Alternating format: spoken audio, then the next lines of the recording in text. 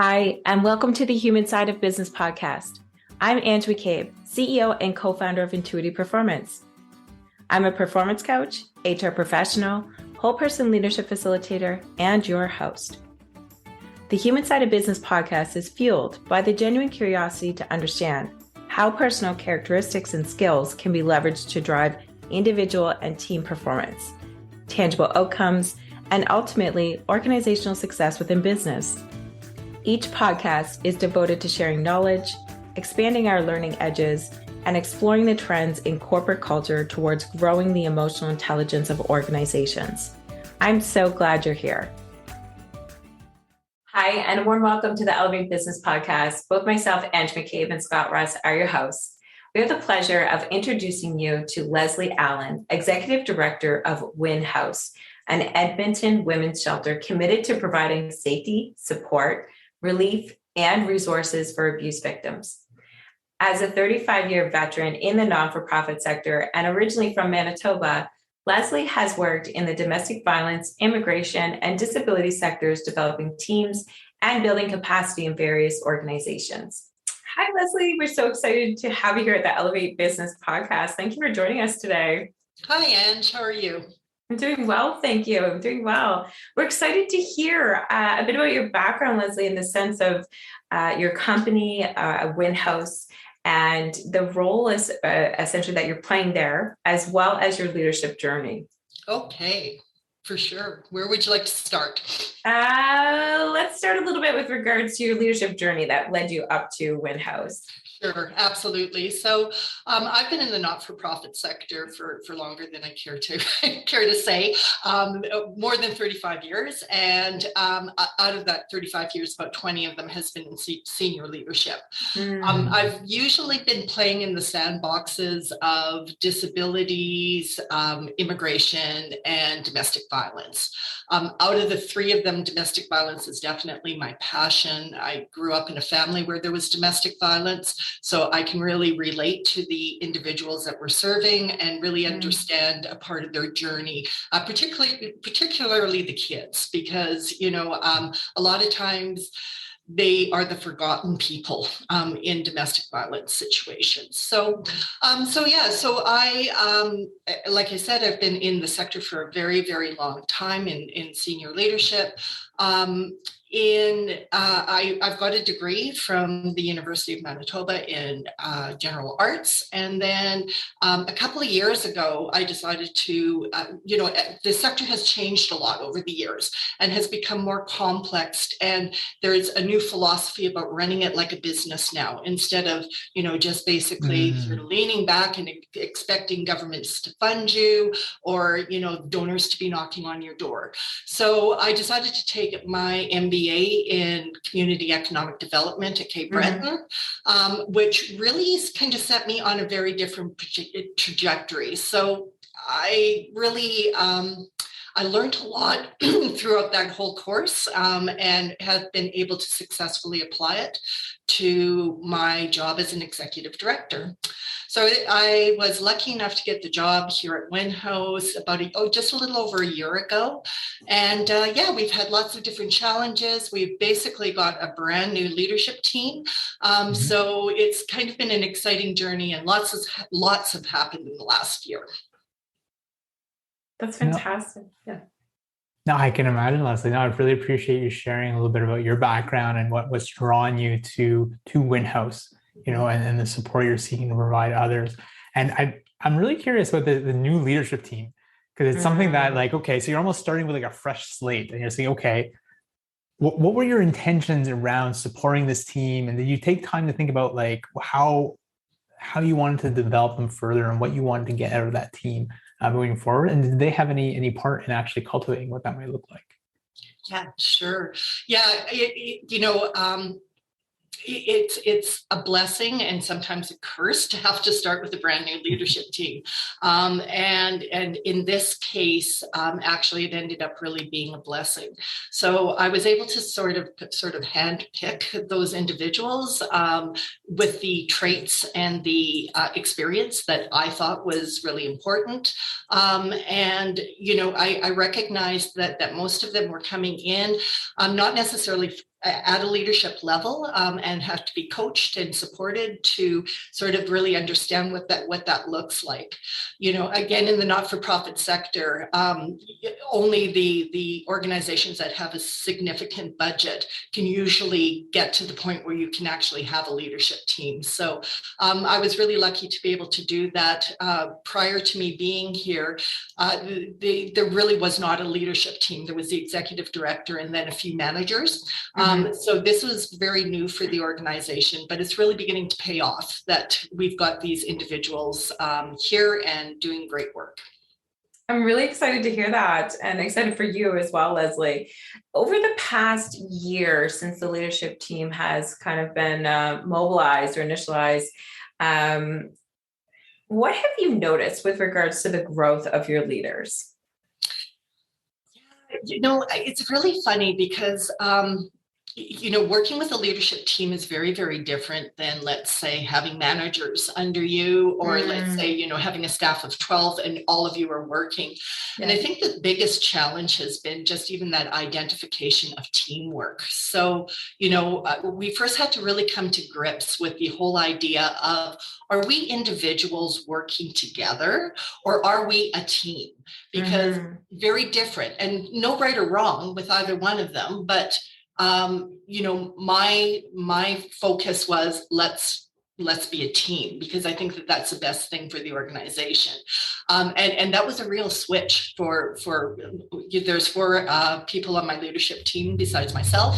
And it's been a struggle for every single one of them, even including myself. You tend to learn to work on your own and do your own thing. And all of a sudden now you're being introduced to 4 other people.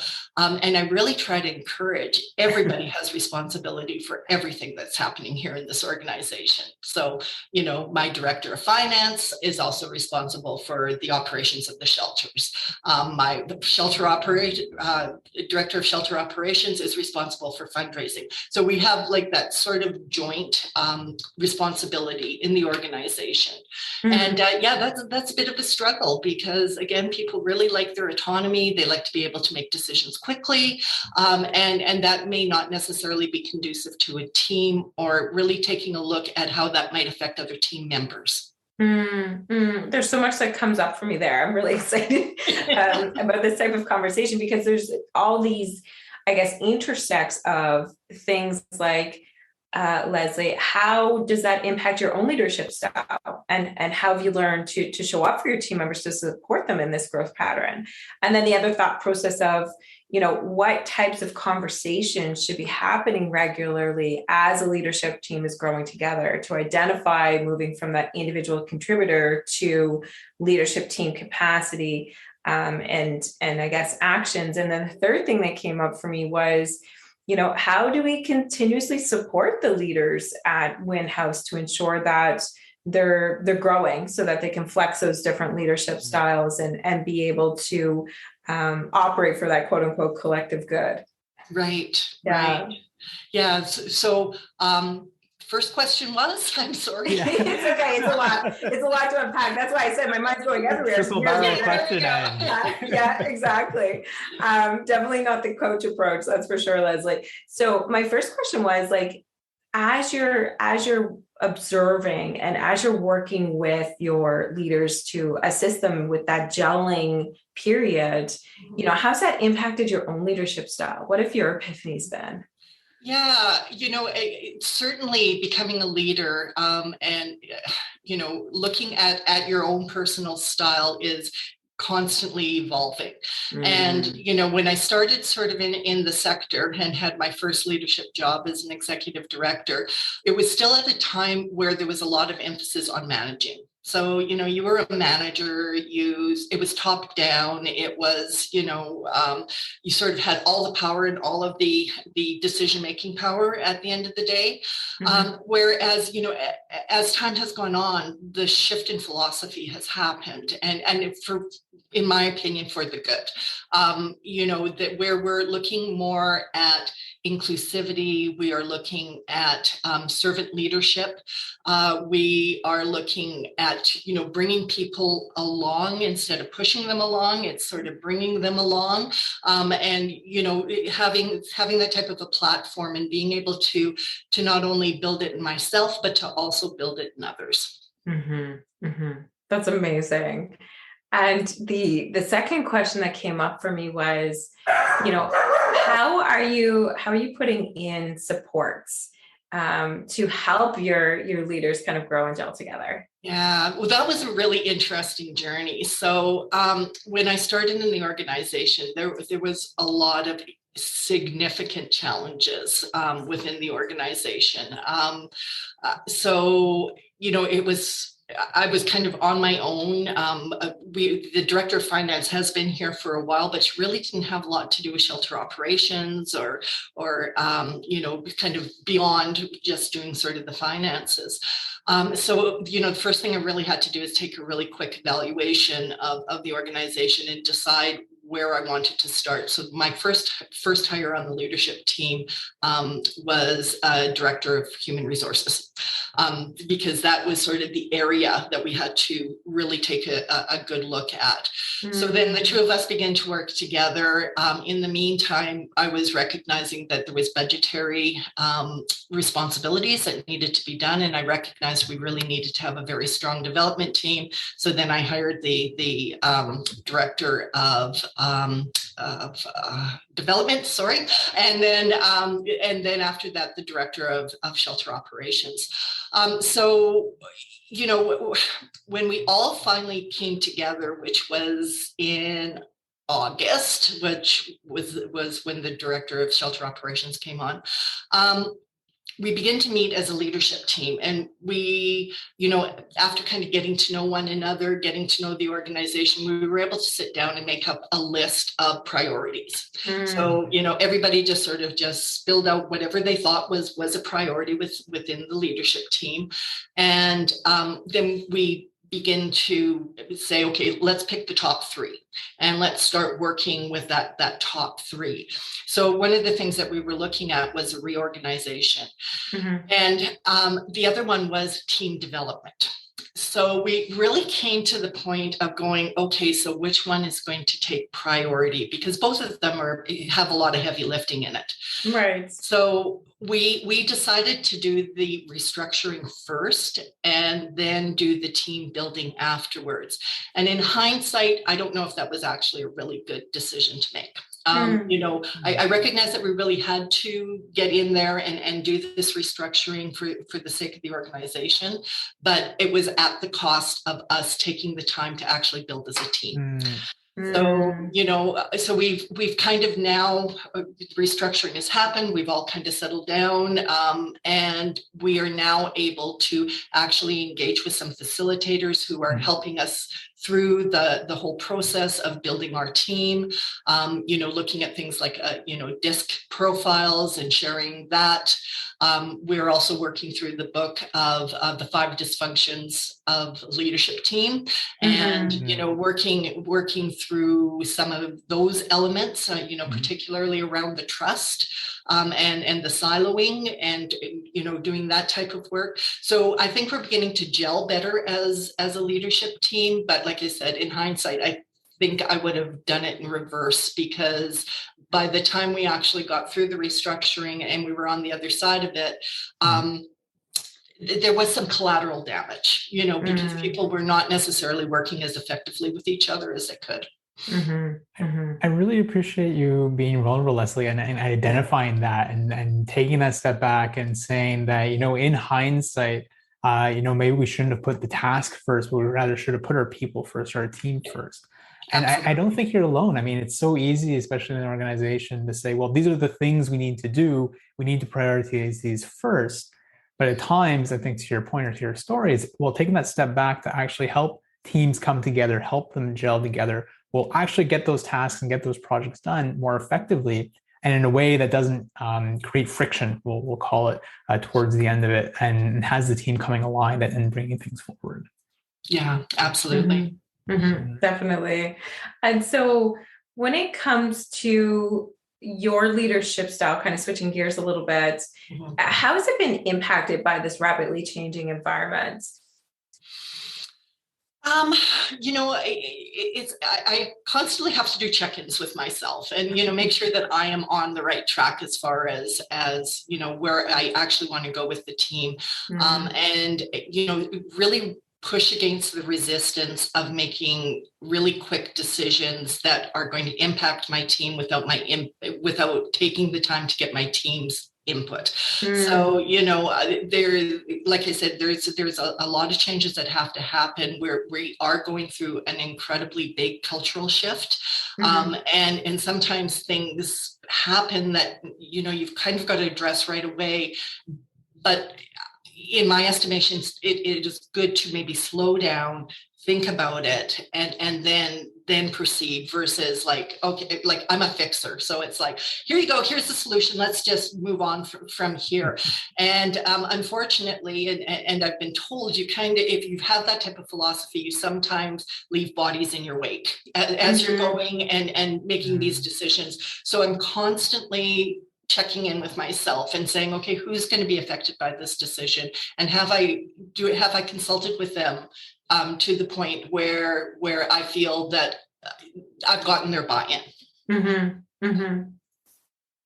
No, that's fantastic, Leslie. And I know we talked a little bit offline about, meeting your team where you're at, and helping them better understand their motivators, recognizing that, each team member might be motivated differently and might need different support from their leadership or from you more specifically. Can you tell us a little bit more about what that looks like at Winhouse? Yeah, sure. We all come with our own styles and, our own ways of doing things. And I do think it's incredibly important to meet teams where each individual where they're at. So, one of our leadership team has not really come in with any type of skills around having to work in a team environment. She's been very isolated throughout her career. She's kind of just gone ahead. She's done her own thing. So it's now sort of bringing that person on and doing those types of skills, and really helping her develop those types of skills. For the, for others, it might be, trying to get a coach for them, because that's an incredibly important thing as you're going through your leadership journey, is to ensure you've got somebody who you can kind of lean in on and just say like, hey, how are things, like, this is what I'm thinking. Can you help me sort of get through this and really think this out and talk this out? Because, I recognize we can be incredibly blinded as a team to some of the things that happen, and to have that person from the outside really, really helps. But yeah, I really do feel it's incredibly important to really get to know your team, get to know what they want to do, number one. Number two, also be looking at this through a performance lens. Is there something that we can be doing to help you in upping your performance, or helping you when you're struggling to be able to get that support? Definitely. And I think you said a few well-rounded things there, Leslie, in the sense of looking at that whole person for kind of, using your words, upping their performance. And that's by way of lending them knowledge through facilitation, having access to coaches so that they can have some individual work, and moving the bars through aha moments, or, even knowledge to action. And then it sounds like also to internal systems being further set up and massaged so that, it's looking at all aspects of their performance. That's fantastic. What has been the thing that you have found most successful in assisting your leadership team shifting their mindsets? I think us meeting regularly. We've taken a page out of the book. I'm just trying to think. Death by Meetings, I think that's what it's called, where, it talks about meetings and how you can be communicating to ensure that you're communicating well. So, one of them is a daily check-in. Then you do a weekly tactical, which is like 2 minutes, get everything out on the table. Can't say a word, just every person has that 2 minutes. And then you can ask questions about what's being said. And then having a full day strategic meeting once a month so that you can really, you've kind of got all of the tasks out of the way. Now you can stop and you can really be looking at things strategically, which I think here, particularly in the not-for-profit sector, but it may also be in the for-profit sector, we don't tend to carve out that time where we get so wrapped up with tasks that we forget about being strategic. So, I've really appreciaed that, from that. So that's, one of the things that we certainly have used. I'm recognizing a theme of being very intentional, whether it be with team development, whether it be with how are we doing meetings, whether it be, well, how can we support each other? There's really this theme of being intentional with bringing the team together and everything along those lines. Absolutely. Yeah. We do have the motto here of everything is intentional. So if a decision is made, so, it's sort of like, have you, don't make rash decisions, make intentional decisions. And then if we're looking at things strategically, those intentional decisions very easily roll out of those types of decisions. So knowing the organization's values and ensure, again, a really good bookmark to be able to say, am I making a good decision? Take a look at your values. Is it in line with your values? Then it's probably a good decision. If it's not, then no, you don't make that decision. So it's kind of having some of those tools. So I tend to be very process oriented. And so all of these different tools really help me navigate the whole world of leadership. Yeah.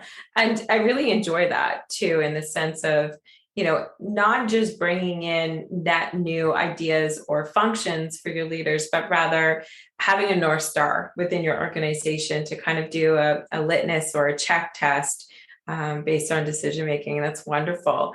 And so as you start to think forward for the next coming months across 2022, what things do you have kind of in mind for your leadership team as to furthering the success? So one of the big projects we've got going on right now is developing a strategic plan with our board of directors. So that is going to be a big one. The organization had a strategic plan, but it kind of was more like a work plan. So, I've worked with the board in sort of identifying how we can go about this. And, they're very much on board that a strategic plan is going to be the way to go. So again, we'll be looking at our mission and our vision and our values and making sure that we've got those down solid, and then we can start looking at pillars and actually, looking at the strategic direction. So that's always a great place too for new leaders to be involved in that process. For many different reasons. They can bring different perspectives. They have to live with those decisions. So, always invite the people who have to live with it to the table. So that's one of the big projects. The other one, which I'm really excited about, is there's a definite push in the not-for-profit sector to be looking at different streams of funding.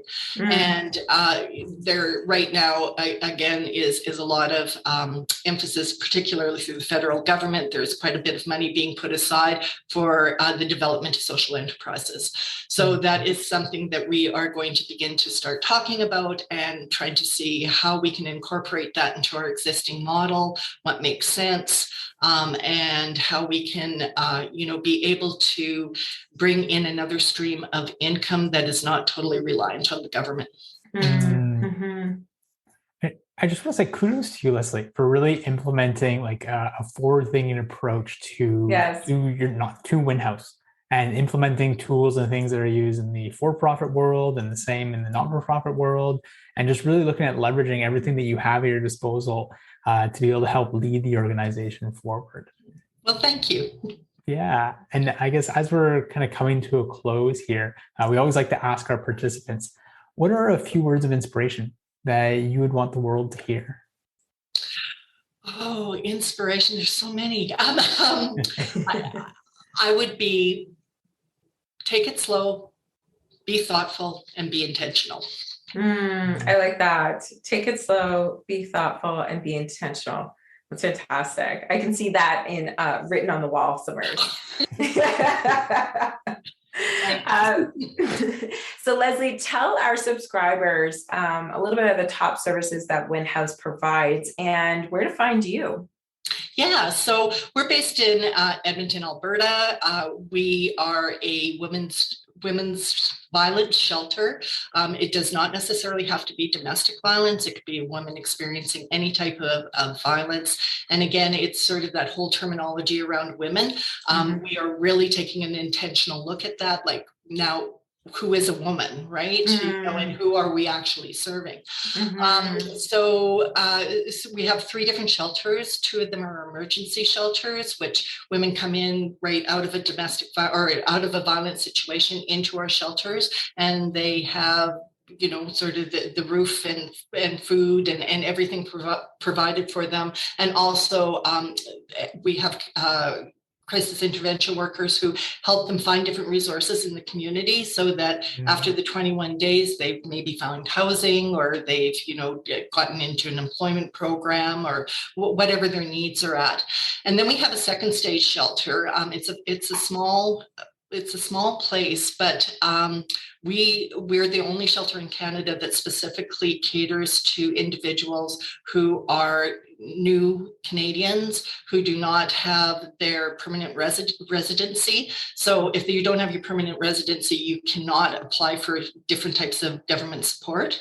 So it's putting them into a really different type of category. So we deal with new Canadians and also individuals who have been human trafficked. So, we're really sort of up on what's happening in those 2 fields and, really helping out.